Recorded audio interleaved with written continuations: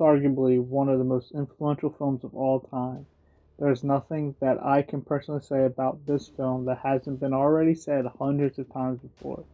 This film changed filmmaking, it changed how we see monsters. This film changed me. I owe so much to Godzilla and this specific character that I'm tearing up just saying this.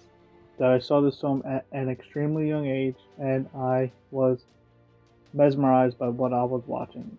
I wasn't scared or in fear, I was happy. To me, it was just a gigantic fire breathing dinosaur. As I grew older and learned about the world, I realized that Godzilla is one of the most horrifying, heart wrenching films I've ever seen. So let's discuss Godzilla 1954. We all know what Godzilla is, a giant radioactive monster that leaves destruction in its wake. Godzilla is raw destruction personified. There's no stopping it, there's no controlling it. He is coming, he is going to wreak havoc, and there's nothing you can do. He is revenge and guilt built from nuclear testing coming back to not just destroy Japan, but to haunt Japan.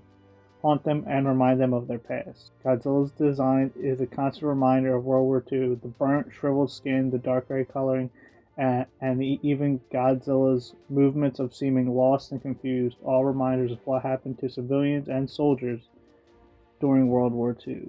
As I was rewatching it to write this and talk about this film, I found myself with a knot in my chest and a pit in my stomach. Godzilla is an intense, emotional film with a scene that I was not ready for. As Godzilla is laying waste to Japan, bridges crumbling under his feet, buildings bursting from his body, just brushing against them, people just staring in terror. The film cuts to a mother holding her three children. She's in tears, saying to her children that they'll be with their father soon, and that they'll be where Daddy is. And that scene emotionally broke me. There is nothing to prepare you for that scene. There is nothing to set that scene up. It just happens, and it's one of the most heartbreaking scenes in all of filmmaking to me. Between Ishiro Honda's gorgeous directing and Akira Fukubi's heart-wrenching score, the scene reminds you how frail life truly is. And just like life, it's a part of nature.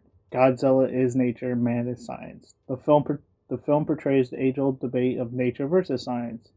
One side wants to research Godzilla to help push humanity further.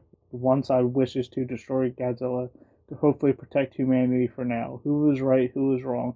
Who's to say that we can kill this godlike being? And who's to say that we deserve to grow and study this godlike being? Neither side is right. Neither side is wrong. Godzilla 1954 is a fascinating film. And at first you believe you're just watching a giant monster movie. Then you realize that this is a terrifying, heart-wrenching film that never lets up. After this film, Godzilla will lose that tone, and it'll be years before he becomes a haunting reminder that he was once created as.